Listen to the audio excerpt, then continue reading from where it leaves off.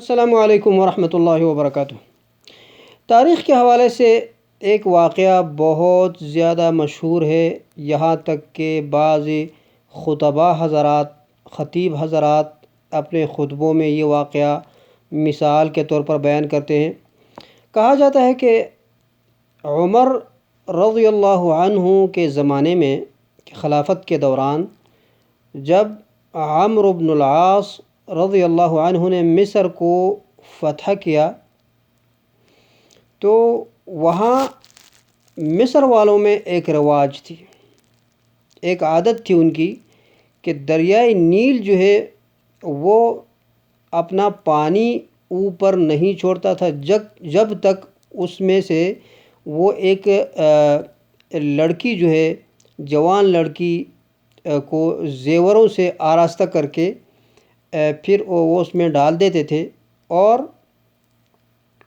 پھر جا کے پانی جو ہے وہ سطح تک آتا تھا۔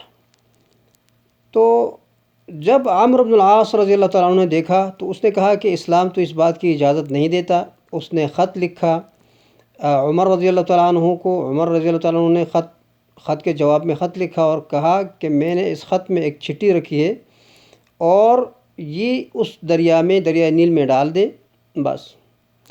تو اس چٹھی میں یہ لکھا تھا کہ اگر آپ اپنے اختیار سے آپ کو چلنا ہے تو چلو، چلتے رہو، تو ہمیں پانی نہیں چاہیے آپ کی، لیکن اگر آپ اللہ کے حکم سے چلتا ہے تو پھر جو ہے آپ کو پانی چھوڑنا ہوگا۔ علی کل حال جب چٹھی ڈال دی گئی تو پانی اوپر آیا، اور وہ رواج، وہ رسم جو لوگ کرتے تھے، وہ عادت وہ ختم ہو گئی۔ اب یہ واقعہ کہاں ذکر ہے؟ بعضی کتابوں میں، یہ تاریخی کتابوں میں یہ واقعات ذکر ہے، لیکن اس کی سند میں مسئلہ ہے۔ سند میں ایک راوی ہے، سب سے پہلی بات ایک راوی ہے عبداللہ ابن لہیعہ یا لہیعہ۔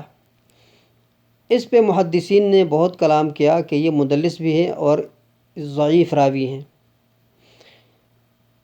اور سب سے اہم بات جو اس روایت میں جو ضعف کا، اور اس روایت کی جو ضعف کا سبب ہے وہ یہ ہے کہ اس میں قیس ابن الحجاج جو کہ چھٹے طبقے کا راوی ہے، اور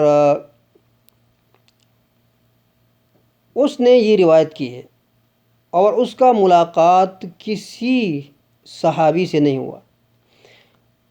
اس نے کسی صحابی سے ملاقات نہیں کی، کسی صحابی کو نہیں دیکھا، نہ عمرو بن العاص کو دیکھا، نہ عمر رضی اللہ تعالیٰ عنہ کو دیکھا۔ لہٰذا جب وہ جس سے وہ بیان کر رہے ہیں وہ مجہول ہیں، عمن حدثہ، جب وہ مجہول ہے تو یہ واقعہ سرے سے یہ صحیح نہیں ہے، اور یہ واقعہ یہ جھوٹ ہے۔ اور اور آخر میں یہ کہ یہ قرآن کے خلاف ہے۔ قرآن میں اللہ تعالیٰ نے تسخیر کی بات کی ہے کہ وَسَخَّرَ لَكُمُ الْأَنْهَارَ، اللہ تعالیٰ نے آپ کے لیے نہریں جو ہے وہ مسخر کی ہے، آپ کی تابع بنا دی ہے، اللہ تعالیٰ نے اپنے نعمتوں میں شمار کیا ہے۔ هُوَ الَّذِي سَخَّرَ الْبَحْرَ، اللہ تعالیٰ نے دریا کو انسان کا تابع بنا دیا ہے۔ لہٰذا یہ قرآن کے بھی خلاف ہے کہ یہ نہیں ہو سکتا کہ ایک دریا میں پانی نہیں ہے اور ایک انسان کو ڈالنے سے وہ دریا جو ہے پھر پانی باہر چھوڑ دیتا ہے۔ تو اسی لیے یہ واقعہ بالکل صحیح نہیں ہے، لہٰذا اس واقعے پہ یقین نہیں کرنی چاہیے، اور یہ بیان بھی نہیں کرنی چاہیے۔ وما علینا الا البلاغ، وصلی اللہم علی نبینا محمد وعلی آلہ وصحبہ وسلم۔